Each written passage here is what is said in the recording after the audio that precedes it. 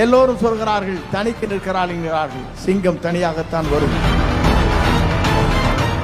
என் உயிர் மூச்சொல்லவரை அவரை முதலமைச்சர் ஆக்குவதுதான் என்னுடைய சூழரையாக பணியாற்றப் போகிறேன். நம்முடைய தலைவர் ஒன்றைத்தான் சொல்வார், ஊழலற்ற ஆட்சியை நான் உருவாக்கி காட்டுவேன் என்று சொல்ல தலைவர் நம்முடைய தலைவரை தவிர யாரும் இல்லை.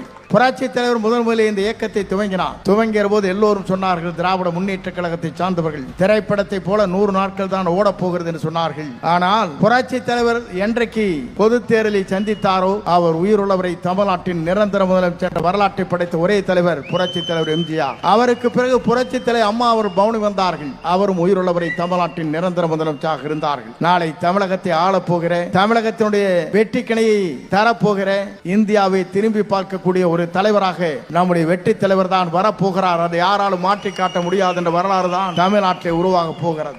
எல்லோரும் சொல்கிறார்கள் தனித்து நிற்கிறார்கள், சிங்கம் தனியாகத்தான் வரும். நான் சொல்வதற்கு காரணம் உங்களை போன்று வருவது நரி கூட்டங்கள், அதுதான் சேர்ந்து வரும். துணிந்து நிற்கின்ற ஒரு தலைவரை நான் காணுகிறேன். நான் புரட்சி தலைவரோடு புரட்சி தலைவர் அம்மாவோடு பயணம் செய்ததற்கு பிறகு 50 ஆண்டு கால வரலாற்றுக்கு பிறகு தூக்கி எறிந்த போது என்னை தூக்கி பிடித்தவர் தான் உங்களுடைய தலைவர் என்பதை இன்றைக்கும் நெஞ்சார நான் மனதிலே வைத்துத்தான் இந்த இயக்கத்தில் இன்றைக்கு இணைந்திருக்கிறேன். இணைவது மட்டுமல்ல, என் உயிர் மூச்சொல்லவரை அவரை முதலமைச்சர் ஆக்குவதுதான் என்னுடைய சூழரையாக பணியாற்றப் போகிறேன். எல்லோரும் பார்த்தார்கள், 2 கட்சிகளும் இன்றைக்கு இருக்கிறது. நாட்டு மக்கள் என்ன சொல்கிறார் என்று சொன்னால், இந்த 2 கட்சிகளும் ஆள்வதற்கு தகுதியான கட்சிகள் இல்லை, மக்கள் தூக்கி எறிய வேண்டிய இயக்கம். நான் சொல்வதற்கு நான் ஒன்றைத்தான் அவரிடத்திலே சொல்ல விரும்புகிறேன். எல்லோரும் தேர்தல் அறிக்கை விடுவீர்கள், இதை செய்ய போகிறோம், அதை செய்கிறோம்.